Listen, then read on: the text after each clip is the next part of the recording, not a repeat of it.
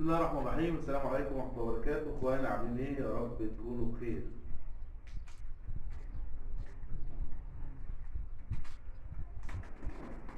الحمام من الطيور الجميلة.